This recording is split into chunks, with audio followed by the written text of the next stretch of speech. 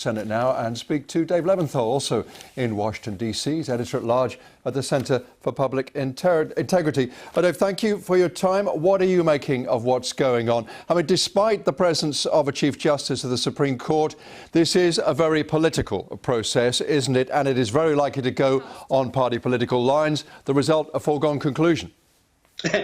Yes and yes. And what's often lost in the debate over what impeachment even is the notion and the fact that this is a political process. It's not the kind of process that you would ever expect in a court of law, a judicial process. This is something where partisans on both sides will fight it out. They've been doing this for months, and they're going to do it here today. So don't expect that that's going to change anytime going forward with what's going to be some very, very long nights here in Washington, D.C. over the next several days. Chief Justice, So what are those Democrats' hopes of possible defections from some Republicans in the Senate? You know that some Republicans will say off the record to reporters they're not great fans of Mr. Trump. They're not very happy about what he did. But in fact, they will toe the party line because they're more at risk with the people they represent from challenges from the right, from their own party, than they are from a Democrat challenge.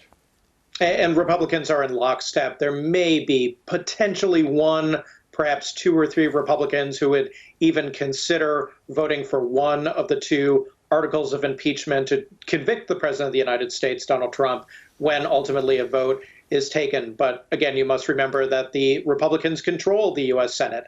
And regardless of who's in power, you need a supermajority to get Donald Trump or any president out of office through the impeachment process. That's a 2/3 vote, and the Republicans just simply have the votes on their side. Perhaps Lisa Murkowski or Susan Collins.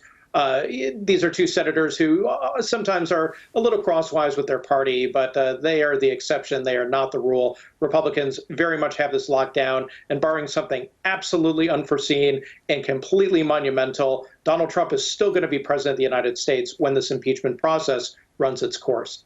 So, Dave, does any of it matter, really, or is it just about how it plays with the voters in the presidential election later this year?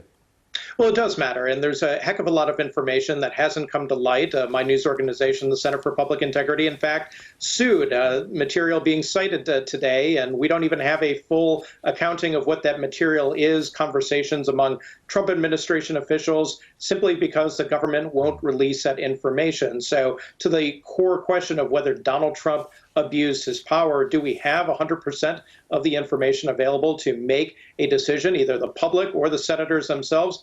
No, we don't at this point. But as you mentioned, November, we have a huge election. The president will be on the ballot, and ultimately voters are going to decide and judge for themselves whether this impeachment process was something that was fair to Donald Trump or something that a lot of Democrats would suggest is a sham process.